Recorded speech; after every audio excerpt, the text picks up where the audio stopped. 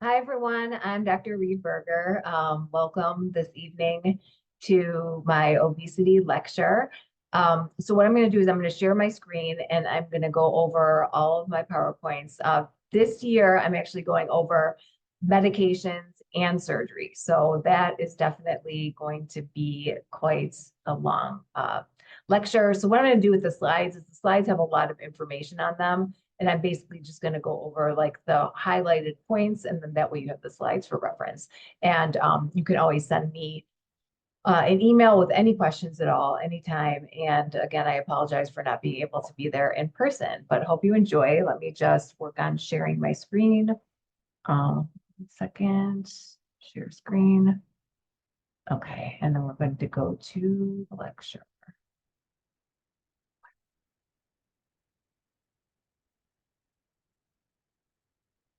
All right, so okay, so again, this is my information. I'm a diplomat of the American Board of Obesity Medicine, a physician nutrition specialist, medical director of the obesity programs at UIC, and board certified in internal medicine as well.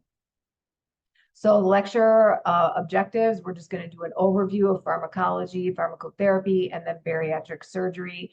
And then we'll just briefly go into vitamin deficiencies as well. So we all know this right now. I'm sure you've had this, but I just want to start off the lecture with just, how do we define obesity? It is, for our purposes of this lecture, it is defined by BMI. So BMI is kilograms over meters squared. And this is basically just based on insurance companies in the past, just looking for a way to stratify patients. And so body mass index is just that. It doesn't take into account muscularity. It doesn't take into account age, because as you age, you lose muscle and you gain fat. So the weight actually goes down, making it seem like you have a healthier BMI. And also waist to hip ratio is really important. And then waist circumference is really important, as well as the shape of the patient. So a pear shape is better cardiovascular health-wise than the apple shape, because the apple shape, you carry more weight in the abdomen, which means more fat in the abdomen around all of the different organs. And then just to talk about our patients. So the patients that I see, body mass index is for surgery, most of my patients are surgical. So at least the body mass index is greater than 35. So waist circumference greater than 35 inches in a female and 40 inches in a male, that's what's considered elevated. And that adds like another risk factor, another category of obesity. So if you have a patient that's like overweight and they have an elevated waist circumference, that's as if saying that they're in the obesity category 1. And if they're obesity category 1 and they have an elevated waist circumference, that's as if saying they're in obesity category 2. Past obesity category 2, it actually doesn't even matter that much what the waist circumference is, because it doesn't, they're already at high risk. They're already at stage 3 of obesity, which is a high risk category to begin with. So waist circumference is kind of clinically more important at a lower body mass index, if that makes sense. And again, like I was saying before, BMI greater than 35, the waist circumference is not helpful, but less than that, you add a class of obesity. And body mass index is also a J-shaped curve, meaning that a very, very low body mass index is an elevated health risk. Same thing as a very high. So, right in the normal to overweight range. I always tell patients, especially with the patients that we see that are African American, I always tell them that, being at a overweight category, especially if they're starting with, a BMI of 50, if we can get them to an overweight category, that is just a tremendous, tremendous accomplishment. And another thing to note is the Asian BMI, everything is less with the Asian BMI. So all the categories are less with that. And the reason is because Asian people actually develop comorbidities at a lower body mass index. And when I say comorbidities, that's referring to like diabetes, high blood pressure, high cholesterol, sleep apnea, osteoarthritis, fatty liver. All those things are considered comorbidities or diseases related to the disease of obesity. And we always have to remember that everything starts with diet and exercise. So we're never going to jump to, or at least I, as a physician, I'm never going to jump to pharmacotherapy or surgery if the patient hasn't kind of gotten down the basics. And I love to give like a whole lecture about basics, but I can't get into that this year. But that is what the dietitians will go over. And then just from a medical standpoint, we always want to look at, one of the first things to do is just let's take a look at the medications that these patients are on. I have a good example, and these are just a list. This is just a list of medications that can cause weight gain. So I had a patient who was a normal weight, and she came in for migraines, and she was put on valproic acid for her migraines. And then she actually gained enough weight to then come to see me. She was in obesity category 1. And she had no history of any weight problems. And we kind of took a look at her history and found that the reason why she had gained so much weight was because of the valproic acid. And so I recommended that her primary doctor switch it to Topamax, topiramate. We're going to talk about that actually in the weight loss medications. And so once she switched over, her migraines were still controlled and she went back down to her normal weight. So, I mean, she didn't even require any dietary counseling, but, if you're just looking at someone's number, she was actually referred from her primary doctor to see me to consider medications for weight loss or surgery. So, and then these, like I was talking about before, these are medications that you could substitute. So if a patient has depression or bulimia, fluoxetine is what you're going to use. If they have depression, you're going to use sertraline. Night eating syndrome, binge eating, they would use sertraline. Depression, smoking cessation, bupropion. Topiramate, if a person has seizures or migraines, we're going to recommend topiramate. Same thing with zonisamide. Zollinger-Ellison syndrome, somatostatin. Metformin for diabetes and all of the GLP receptor agonists, which obviously we're going to get into. These are all better choices, a more weight neutral option, and even help with weight loss.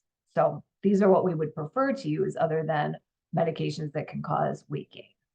And sometimes, like especially with psychiatric patients that are seeing a psychiatrist, sometimes they've started with the most weight neutral medications, and those don't do well for their mood or their psychiatric disease, and so they have to be on a medication that can sometimes not be as favorable weight wise. And okay, so now we're going to get into just in general choosing a weight loss medication. So there are so many considerations. Currently at UIC, I actually, because of all the new weight loss medications, kind of have to focus my practice on weight loss surgery, and endocrinology kind of sees the new patients for weight loss medications. But I have tons of patients that have already been seen that I have on weight loss medications. And the reason why I bring that up is because there are a lot of factors related to how you're going to choose weight loss med. And one of the number one factors, number one for sure, or actually that number one and number two in my practice is that they're not covered by insurance. And when we talk about this, we're talking about really all the weight loss medications, like either they're covered by insurance or they're not. And then now with all of the GLP injection medications, sure, they may be covered, but then there's a shortage of 3 months. So, that's an issue. And that's something I always have to discuss with patients. So, I'll have so many patients that are referred to that, hey, I want to start this injection weight loss medication, Dr. Berger, but we can't start it because first of all, it's not covered by your insurance. And second of all, if it was, are you okay with waiting a few months? And then there might be shortages once you start it. So various factors. So what I like to do, and I'm going to go through this with each medication, is, side effects, pros and cons of all of them. And then also what I always like to tell people is what matters is works for you. So just like with surgery, there are patients that are medication non-responders. Same thing as with surgery, there are surgery non-responders. Some patients just do not respond to certain weight loss medications or all weight loss medications. And that's really important because I'll have a patient, who sees me and they're not sure, do I want to start medication or do I want to, have surgery? Again, depends on many factors, but if they're going to start a medication first, one of the things I will note in the chart is, are they responding to it? Because I have, a good example of a few patients that they've tried tons of different medications and they're drug non-responders. So then we're going to jump to the surgery route a little bit quicker. And in general, you know, with the coming out of Wegovy and Zepbound for weight loss, also known as semaglutide, the incretin-based therapies are preferred. So any of the injection medications are preferred for weight loss. So, and that is just purely because they're just better in terms of the overall weight loss. So tirzepatide and subcutaneous semaglutide are the best in terms of weight reduction compared to other agents. And there's thought that tirzepatide is more efficacious than semaglutide. And I'm going to get into all the details of this in upcoming slides, but just to know that tirzepatide is the one that you've heard of. Mounjaro is used for diabetes. Zepbound is used for weight loss.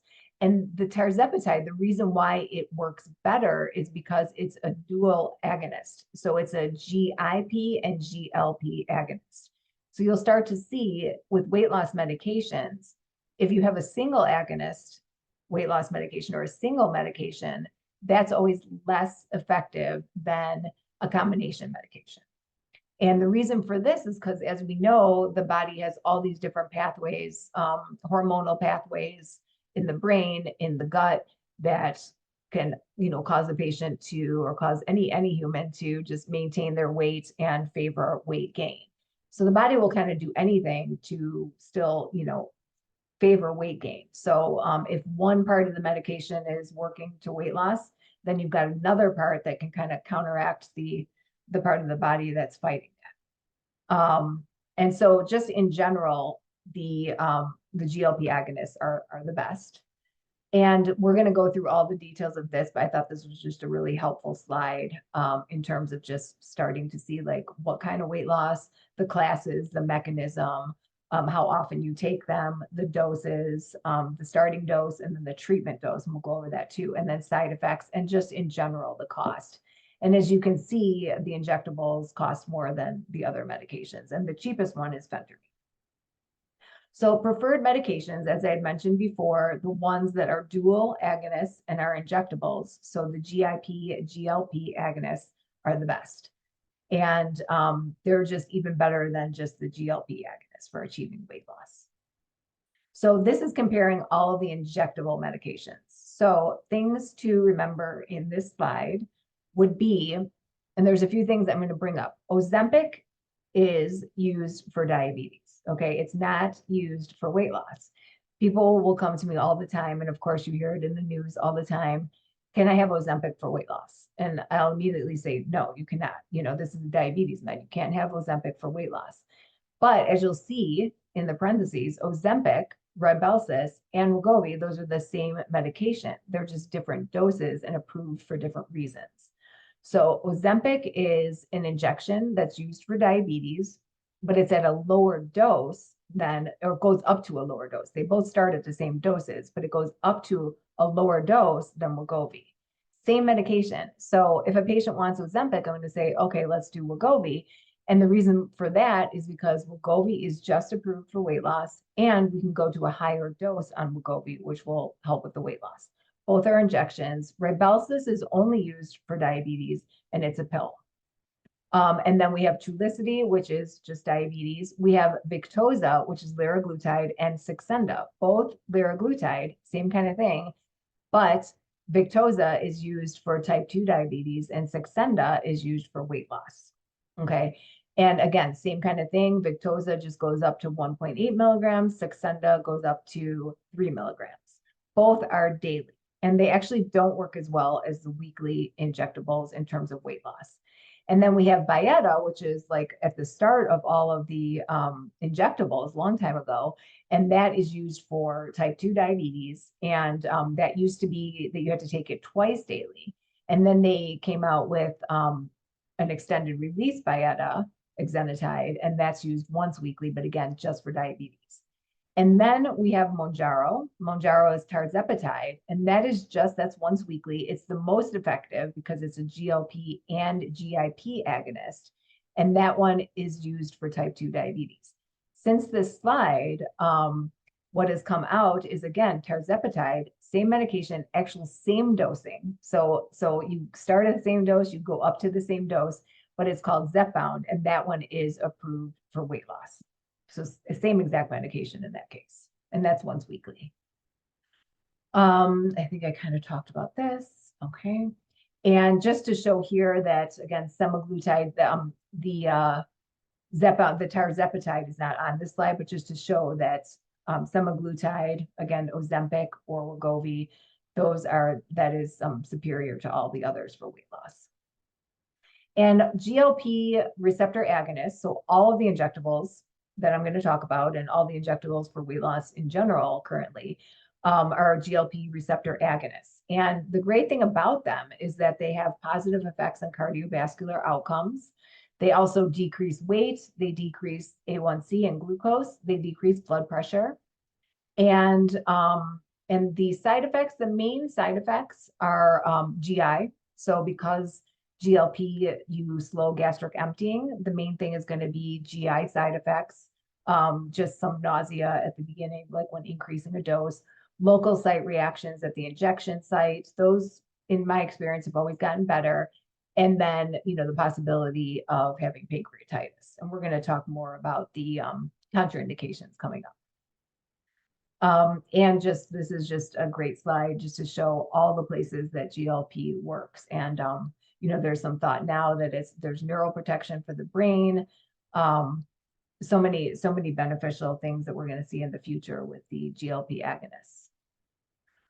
So if you have a patient with cardiovascular disease, for weight loss, you're going to want to recommend subcutaneous semaglutide 2.4 milligrams. So 2.4 semaglutide is Wegovy. Okay, the lower dose is Ozempic. So this is preferred for patients that have heart disease and also want to lose weight. You're going to recommend semaglutide. If the patient, so tirzepatide, again, Mounjaro and Zepbound, the dual agonist. This one does not yet have proven cardiovascular benefit, but because it's such great weight loss, you can also expect that there will be cardiovascular risk reduction with the tirzepatide. Okay, and orlistat and Contrave, which is naltrexone bupropion, can also be used, and you just have to watch blood pressure with naltrexone bupropion. And then phentermine is not the first line. I mean, you can use it in a patient with not uncontrolled. You can use it in a patient with hypertension, but you can't use it with a patient that has uncontrolled hypertension or a history of cardiovascular disease. And when I say phentermine, I mean alone or in combination. So phentermine can be used alone, and it can also be used in combination with topiramate, and that one is called Qsymia.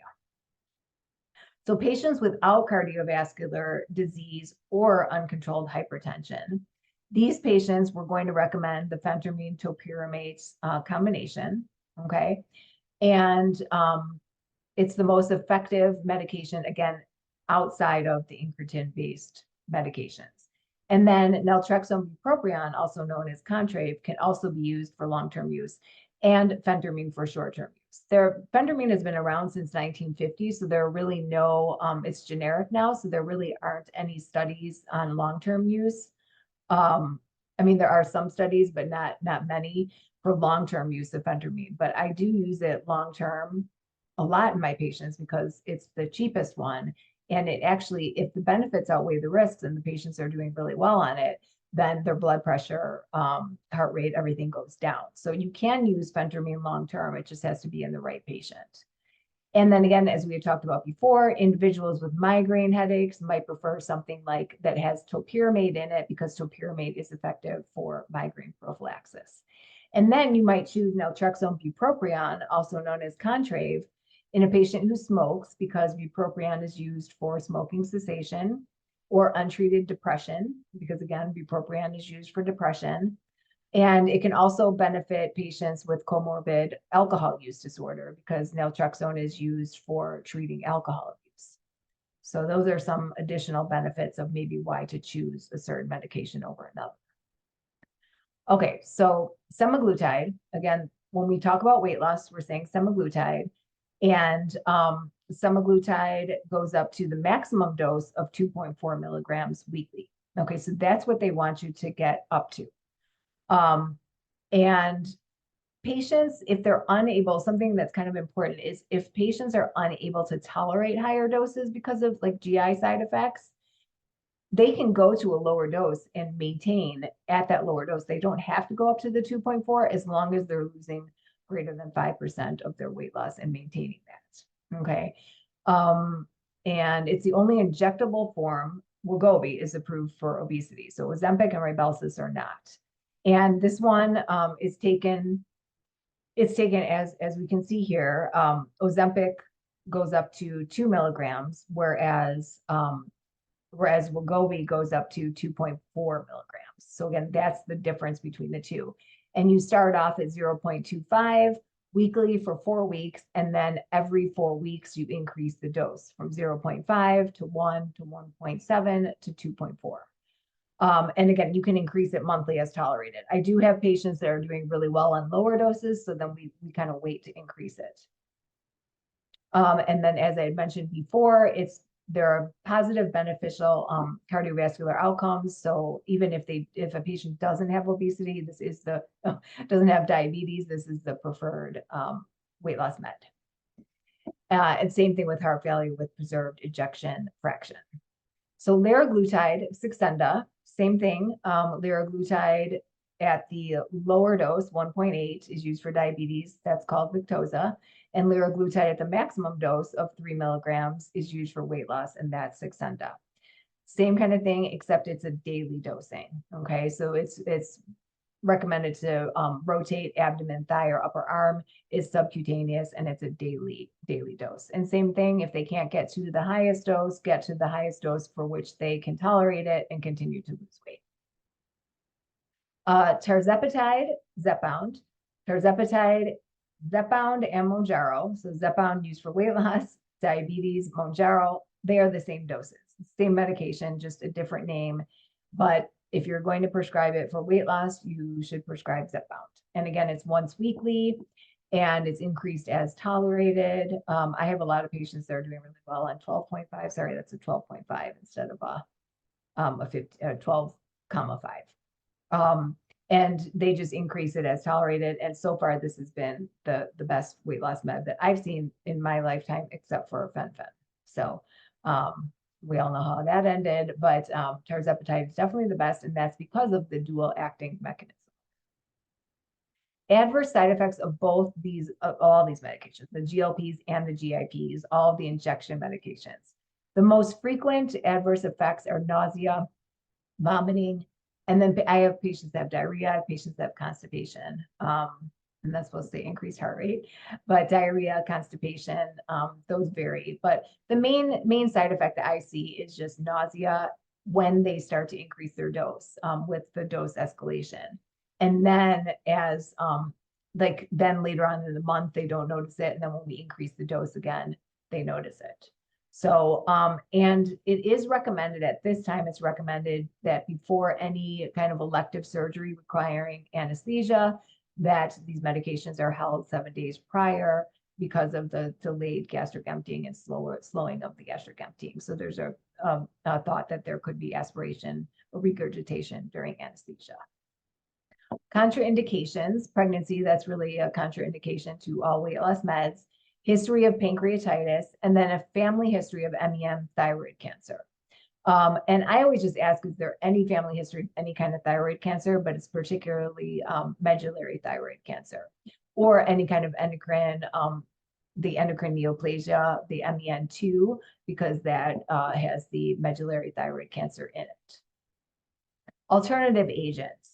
Again, the best thing to do is to try to do a dual action. So a medication that has 2 drugs in it instead of a single drug therapy. So phentermine topiramate is a combination of phentermine and topiramate. And the brand name is Qsymia. And this is a great option for patients without cardiovascular disease and who maybe can't, this always says who can't tolerate the GLPs, but in my case, and in I think most cases, it's who can't, their insurance doesn't cover it. So, or it's not available. So Qsymia is like the best weight loss secondary to the GLPs. And the dosing is like titration. I won't get into the titration, but basically you just titrate up. And the main side effects you have to monitor for, because topiramate can have mood effects, you have to monitor for depression, suicidal thoughts. And topiramate, it's a carbonic anhydrase inhibitor, so there could be tingling in the extremities. The main side effect that I like to really warn patients about is cognitive changes. And I always tell patients that you or your family will know right away, because it's like reversible, but it's an extreme memory loss that they tend to get, and it is reversible. That's because of the topiramate. So we do have to watch out for that. And with topiramate, it can cause seizures, withdrawal, like abrupt withdrawal of it. Usually that's only in a patient that has a history of seizures, but it's always recommended that you wean off of the phentermine topiramate with every other dosing instead of just stopping at cold turkey. And let's see. And then serum electrolytes again and creatinine should be monitored.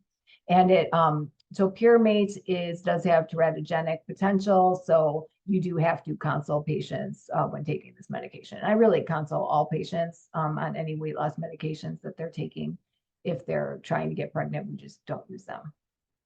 Contraindications, phentermine, heart disease, uncontrolled hypertension, or hyperthyroidism, both uncontrolled, would be a reason to not use phentermine. Pregnancy, and then glaucoma, or any patients that have taken MEOIs within 14 days because of the risk of the high blood pressure.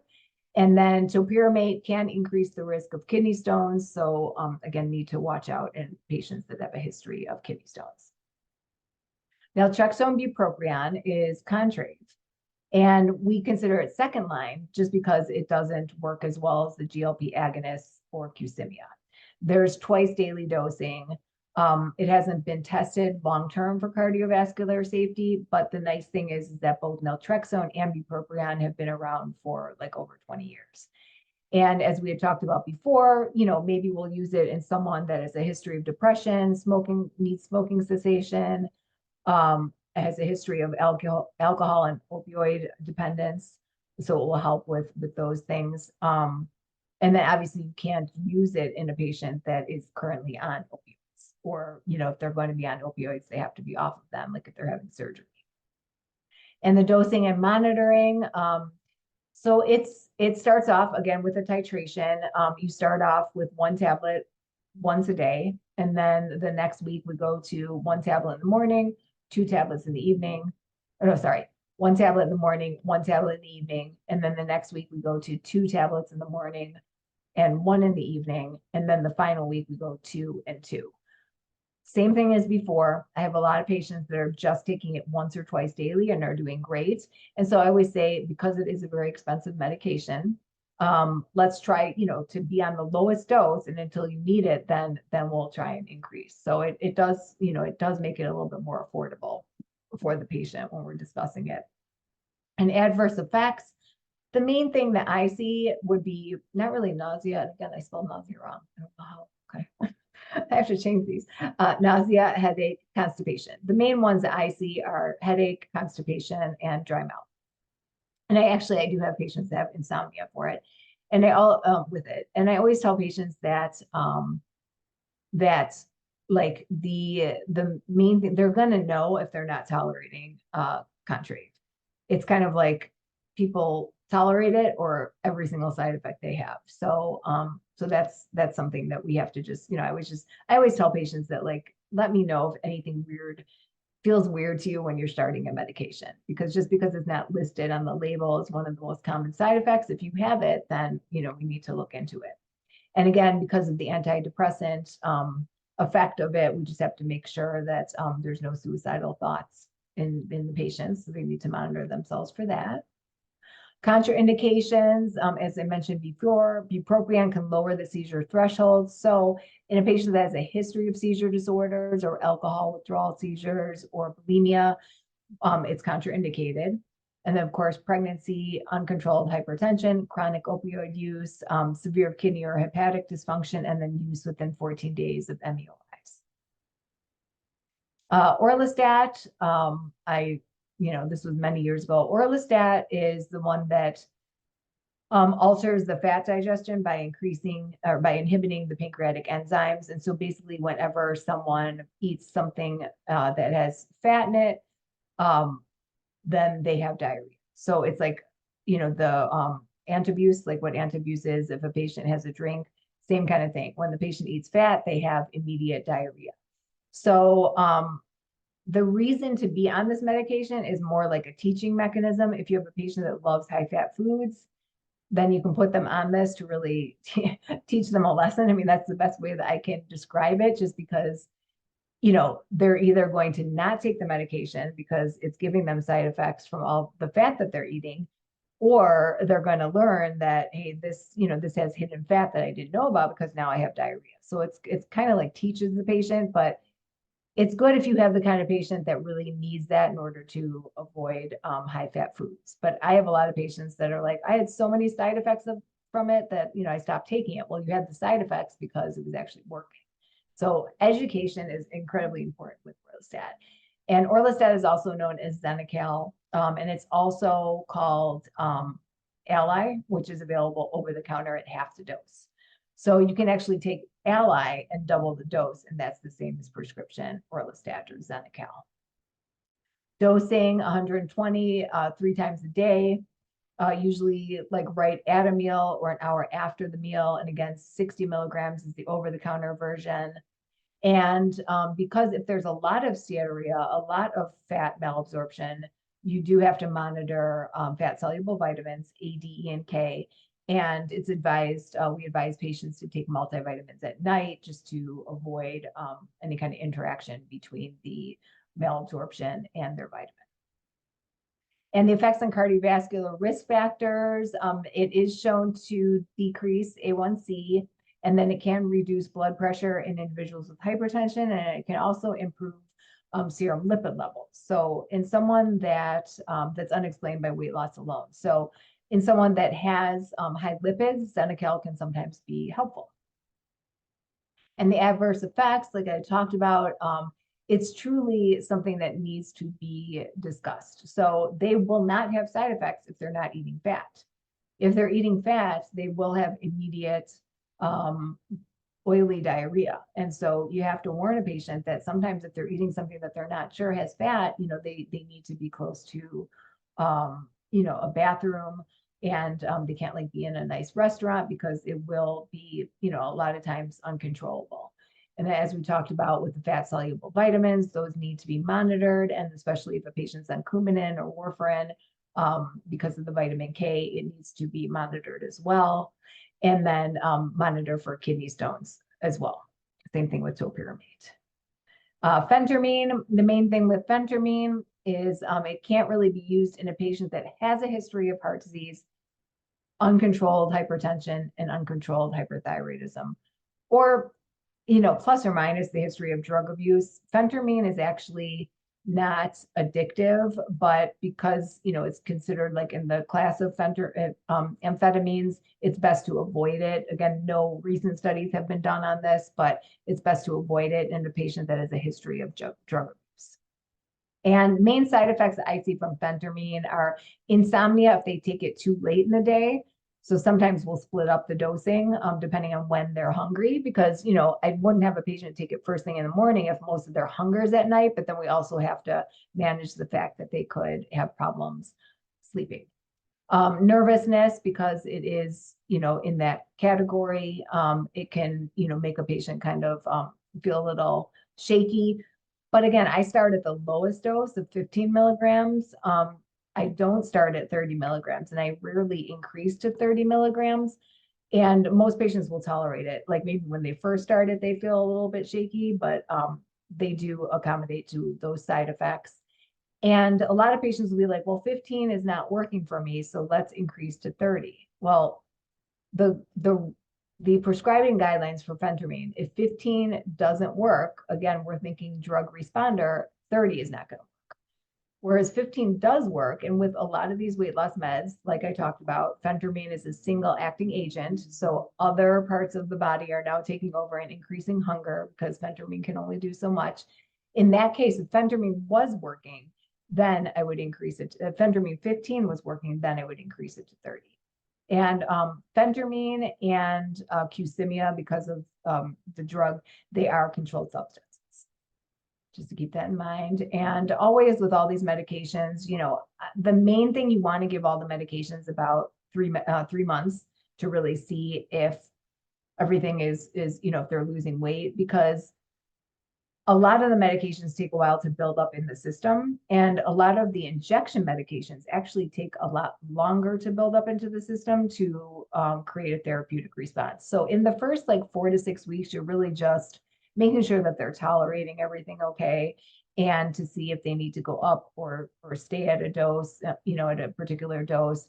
And you want to, I just made up a word.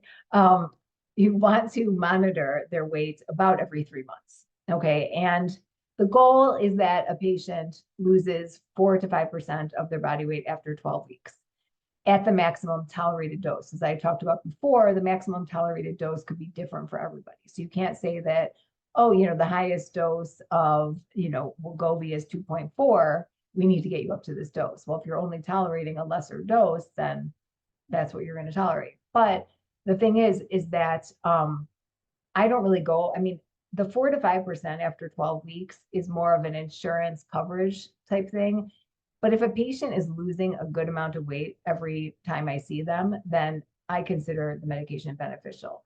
And I can really tell if the medication is working for a patient, because when I ask them, you know, like, how do you feel different? And most of the time when I know a medication is working, is they're like, I'm not really thinking about food. I'm not snacking as much, those kind of things. And then you see a little bit of weight loss, you know, whereas I have patients that are on the medication and they're not losing any weight. Well, that's someone I'm not going to continue it, but I'm willing to fight for them if maybe they haven't gotten the 4 to 5%, but they're still, you know, doing well and it's helping with their appetite. And then things to remember is, you know, a lot of times because of weight loss medications, because of the weight loss, you do have to monitor their diabetes meds or blood pressure meds to make sure that there's no hypoglycemia or hypotension. And duration of therapy, things to remember, obesity is a chronic medical condition. And I always tell patients that you have to start off realizing that this is lifelong. So maybe, you know, we can decrease the dose with time, but we have to, in our minds, when we're starting a medication, we have to say, okay, this is going to be a lifelong medication, just like, you know, diabetes is a lifelong medication to begin with, high blood pressure, high cholesterol, those kind of things. And that sometimes is why a patient then may want to have bariatric surgery, is because they have to understand that they will be on a medication for the rest of their life. And that may be like, you know, a deal breaker for them, and they may want to have bariatric surgery. And then again, the lack of response to the initial treatment. If they fail to respond to one medication, then we're going to try something else. But then again, I have a lot of patients that are drug non-responders. And so that's what we're going to do if they meet the surgical criteria. Okay. And so now we're going to talk about surgery. The obesity treatment guide changed in October of 2023. So it used to be that, and I forgot to mention the basic thing about obesity medications are covered for patients that have a BMI of 27 with comorbidities or a BMI of 30 and above. For surgery, it used to be BMI of 35 with comorbidities or 40 and above. Now they have lowered the guidelines so that BMI of 30 is enough reason for a patient to qualify for bariatric surgery. And that is because of all the metabolic benefits of bariatric surgery.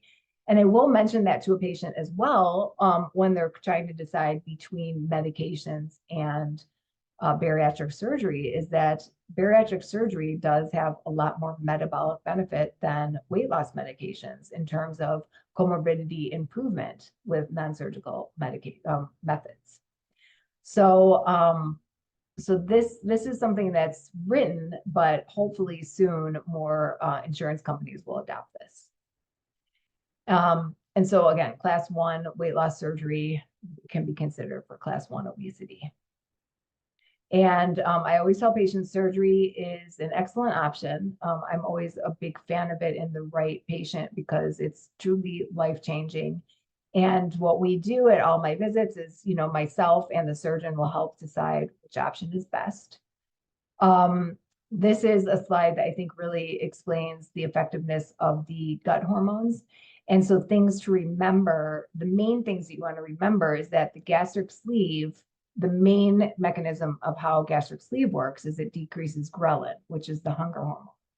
So I always tell patients that it's like having a permanent weight loss medication. We have patients that before the sleeve, they're constantly thinking about food. And then after it's like, food, what is that? I have to remind myself to eat. So it does increase satiety and it absolutely decreases hunger.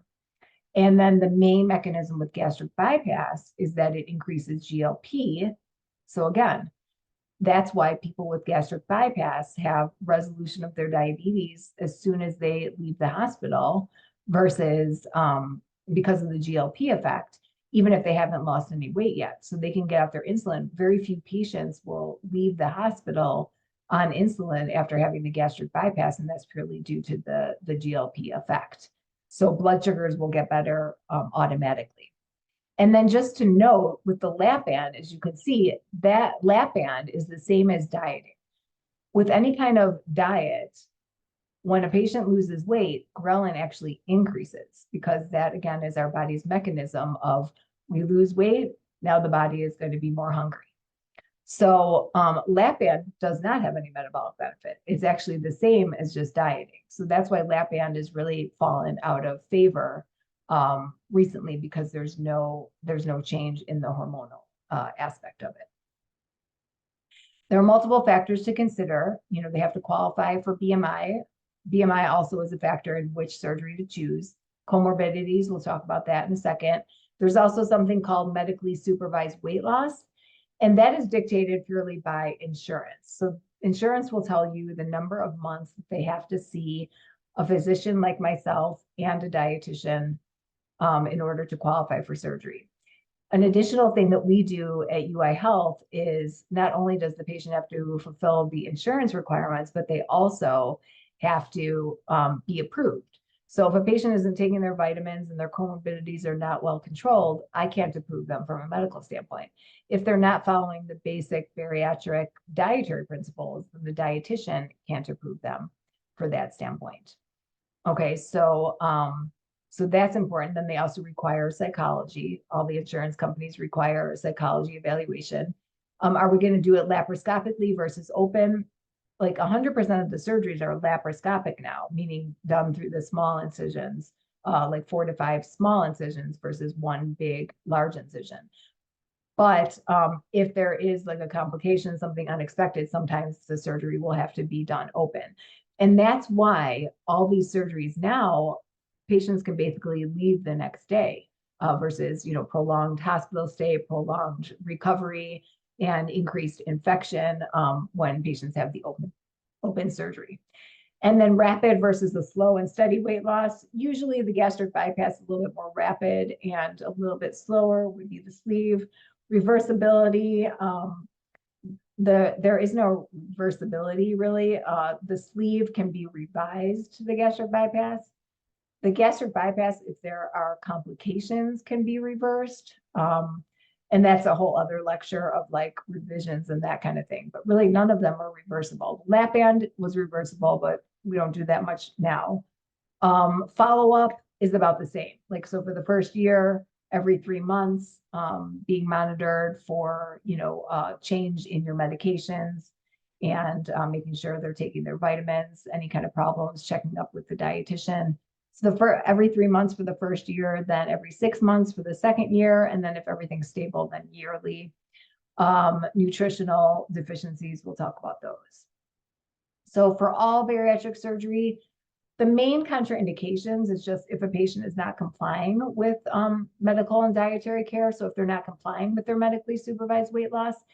And then in general, psychiatric illnesses are not a contraindication. It's just they have to be controlled before the patient can have surgery. So if they have uncontrolled depression, or they just had a suicide attempt, or they have ongoing substance abuse, then those need to be treated before they can proceed with surgery. And then unlikely to survive surgery. Usually, I mean, this is really, again, I don't think I've ever, I'm trying to think, seen a patient that doesn't have surgery because of medical issues. So that's good. So, we take pretty high risk patients at UIC. And just to, as a reminder, in general, the sleeve has doubled, whereas the gastric bypass has kind of gone down in half, and the lap band is pretty much non-existent now. And revisions are increasing, and then the biliopancreatic diversion with the duodenal switch is about the same. And this is still kind of changing. So Roux-en-Y gastric bypass now is kind of going back into favor. But this is, I mean, it's a little bit of obviously an outdated slide, but the numbers are pretty much the same. And so I'm going to go over all the different pros and cons of the different surgeries.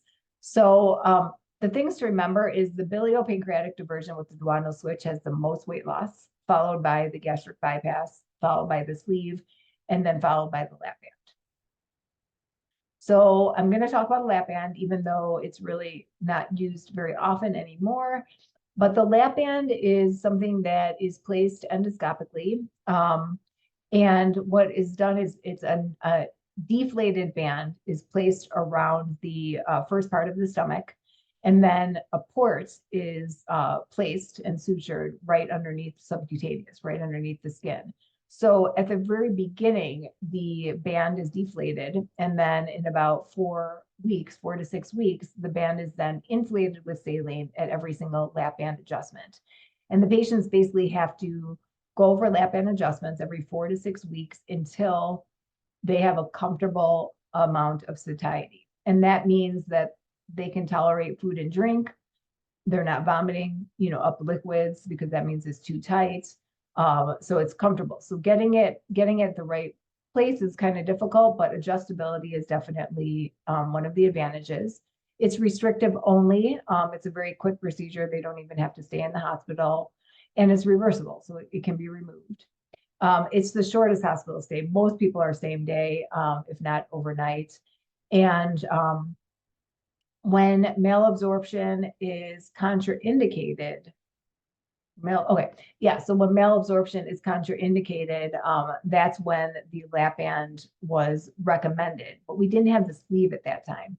So if we had a patient when we could only offer the lap band or the gastric bypass, and they were like a kidney transplant patient that had a lot of medications that had to be absorbed at specific times, we couldn't recommend the gastric bypass due to just the not really malabsorption, but just the inaccuracy of the absorption of medications. So we would recommend something like the lap band. But then we found that patients, because they were on so many medications, it would basically fill up their band, and then they didn't have any room for food. So that has gone out of favor. So now we have the sleeve, and that's what we use for transplant patients. It's very patient dependent. So it's purely just, if I feel full after eating, that's all I need. It's not, there's no hormonal effect, there's no ghrelin effect. So this is perfect in like a low body mass index patient that doesn't want to be on a medication, that understands that they have to go for various adjustments. And when portion is just the issue, when they just need something that's going to physically make them full and give them that feedback mechanism. Okay. And then in pregnancy, it can be deflated as well. And this used to be the only thing that was approved for a BMI of 30 to 35 was a lap band. But now, as we know, all of the surgeries are approved for that. And the contraindications, I've seen people with autoimmune disease that don't tolerate this well because it is a foreign body. You can get an infection, you can get erosion.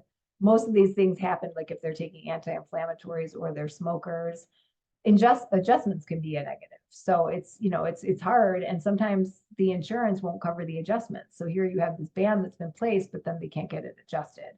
Or the patient's afraid of needles. The needle is very long.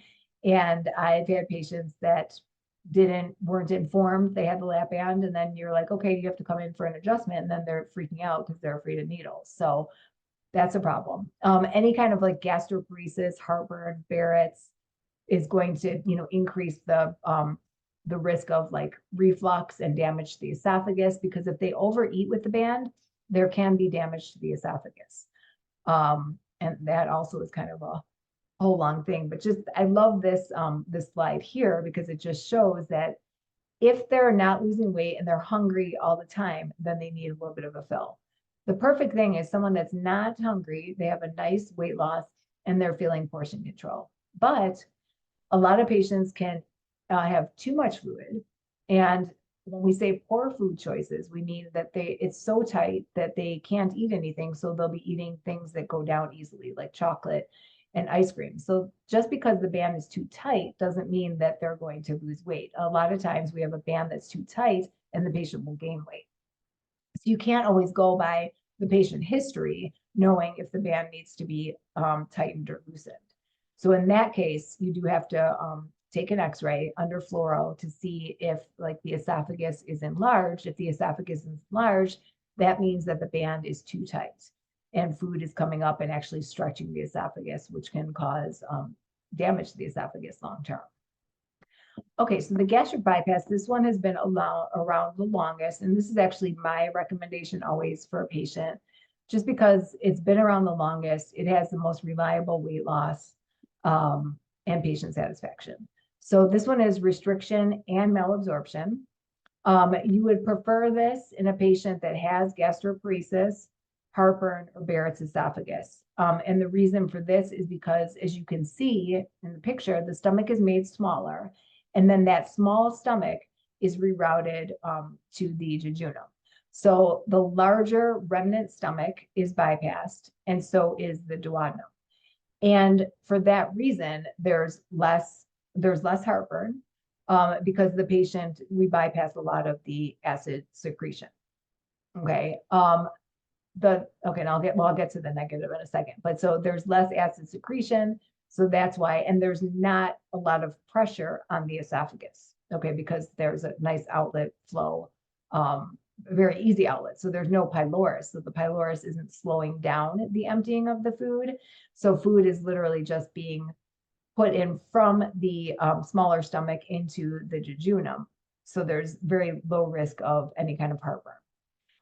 When we have diabetes, as I talked about before, it's basically considered a metabolic surgery because of the increase in the GLP, and there's just overall greater improvement in metabolic disease. So if I have a patient that has a history of heartburn, or I have a patient that has a history of heartburn, or if they have uncontrolled diabetes, then this is the surgery that I'm going to recommend. And then for the gastric bypass, the contraindications. So it's a little bit more of a rapid weight loss. So if a patient has decompensated cirrhosis, they need to be highly monitored by hepatology, because that can actually can precipitate some liver failure in these patients.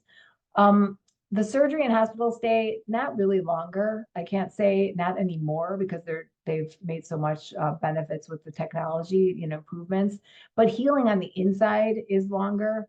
Medication absorption, if they're on long-term anticoagulation, if we do this in a transplant patient or HIV patient, as opposed to the sleeve, then medications, the absorption, the levels have to be monitored. Crohn's disease, because Crohn's disease affects the entire GI tract from the mouth to the anus, you cannot do the bypass in Crohn's disease. Ulcerative colitis, which only affects the colon, it's actually okay to do gastric bypass. If they have any kind of malabsorption, we can't do the gastric bypass. If they're a sweet eater, dumping is the main dietary side effect of the gastric bypass. I'm just going to go back to this. So because the pylorus is bypassed, the food goes immediately from the stomach to the second part, to the jejunum, and that can actually cause like an osmotic diarrhea. And so that's what dumping syndrome is. It's like this impending feeling of doom, where patients kind of, feel their heart rate increasing, and they feel their blood sugar is going down, nausea, and just an overall horrible feeling. And that can happen when they eat sweets. And that only happens with the gastric bypass. It doesn't happen with the sleeve. So if you have someone who's like just will not give up sweets, even after bariatric surgery, you might not want to recommend the gastric bypass for them.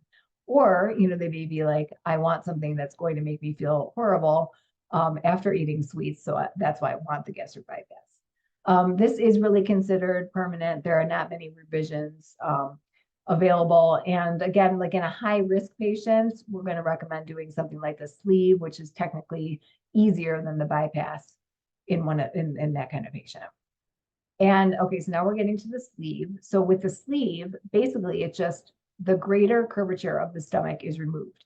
And that's the part of the stomach that secretes ghrelin. So that's why you get the decrease in the hunger hormone. And this used to be, just recently, well, I can't say just recently, what is it, like 2012, I think, it was approved as its own procedure. So it used to be that it was only, the sleeve was a two-step procedure. So it was performed in a patient who had a really high BMI, like greater than 60, because they were high risk for the gastric bypass. They would get the sleeve first, they would lose a certain amount of weight, and then they would go back and have the band or the bypass. And so it's a little bit safer, simpler. It could be used in a patient that has like a high surgical or anesthesia risk. The surgery time is usually like about a half an hour to 45 minutes versus the bypass, which is a little bit longer than an hour. Both can stay overnight in the hospital, but sometimes sleeve patients can go home that same day. There's no malabsorption. So like you want to use it in a patient that, again, has a history of HIV or Crohn's or, has a history of transplant. It's only restrictive, but it does improve metabolic disease and it maintains the small intestine anatomy. So it can be good with any kind of disease of the small intestine.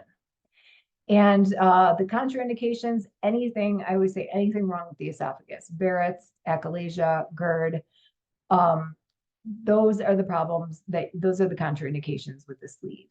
So the thing with that to remember also is you always have to take into account imaging and the patient's symptoms. So now most insurance companies are requiring an upper GI, which is like a barium swallow where the patient swallows barium and then a picture is taken of how the barium moves through the esophagus and the upper GI tract. If they have heartburn, then we're usually going to recommend something like the gastric bypass. But I have patients that have no heartburn based on symptoms and have severe heartburn on the upper GI and vice versa. They have a ton of symptoms and their upper GI looks great. So you don't want to damage the esophagus. You don't want to develop Barrett's esophagus. So in any case where heartburn is, a possibility, you want to recommend something like the bypass. We're lately having a lot of patients that have had the sleeve done and now they're coming back with worsening heartburn. Those patients are then medically qualified to have a revision, and the revision is actually a gastric bypass.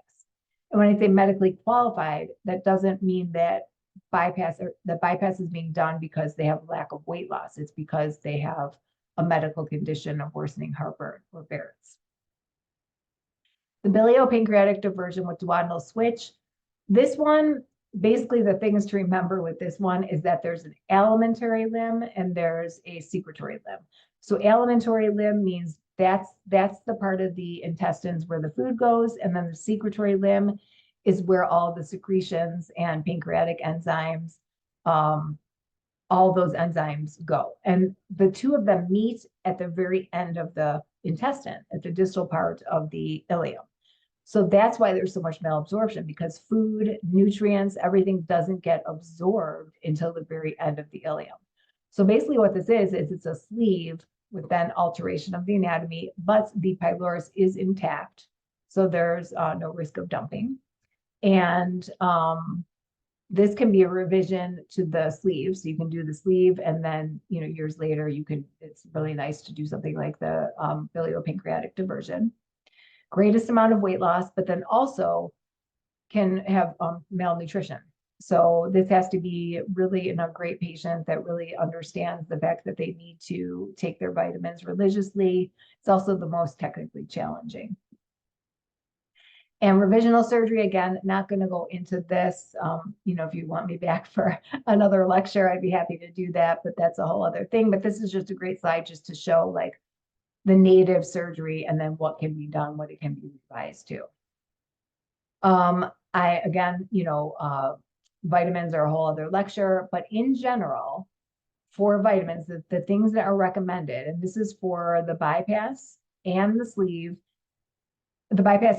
So in general, the recommendations are a multivitamin that has iron in it. So it has to be like a complete multivitamin or a prenatal.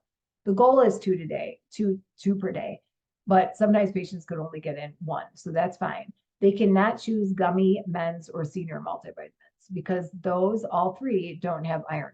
So those are inadequate as your main vitamin. The second vitamin is going to be a B12 or a B complex. Usually pre-surgery, I recommend B12. And then for the first 6 months after surgery, because of the risk of thiamine deficiency, I recommend a B complex.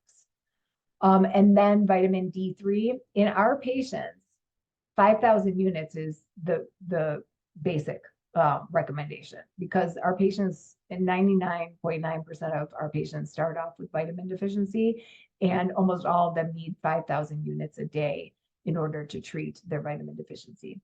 And vitamin D3 is what's over the counter. Vitamin D2 is what's prescribed. So you'll often see patients that are like on vitamin D2, 50,000 units once a week. That actually surprisingly isn't absorbed as well as doing D3, 5,000 every day. So they have to take the daily dose. Even if they're already taking the prescribed dose, I have them overlap, and then they can usually get off the prescription dose. And then calcium, once they get the basics down, then we add in the calcium. They can either do calcium citrate, which they don't need to take at meals. They can take it at any time.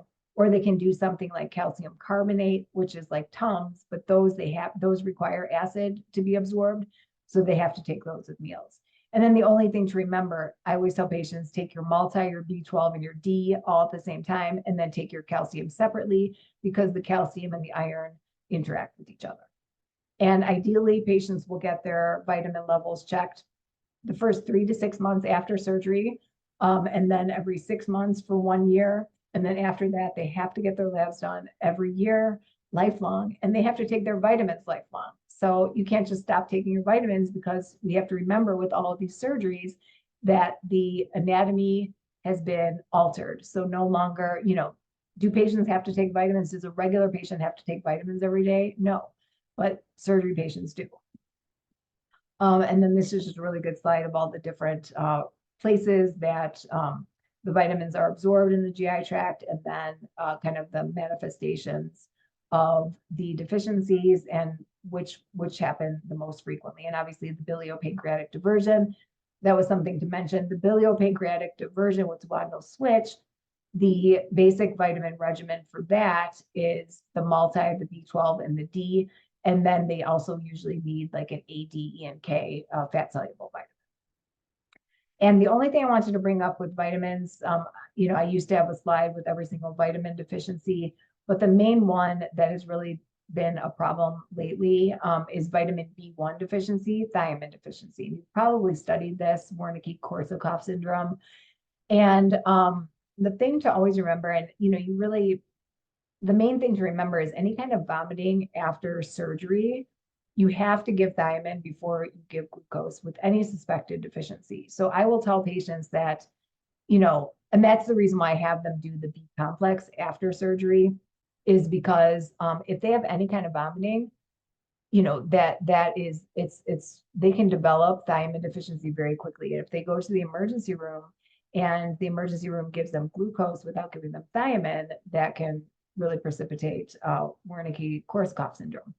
So, and obviously any confusion, ataxia, and nystagmus needs to be immediately treated with thiamine IV. And the thing to remember is always treat it. There's no toxicity of thiamine or, really any of the B vitamins. So it's always better to treat it, then wait for the testing to come back. Endoscopic bariatric surgery, again, can be a whole other lecture, but I wanted to keep that slide up. And this is my contact information. Please, feel free to email me any questions at any time. I hope that next year I can come back and I'll be in person.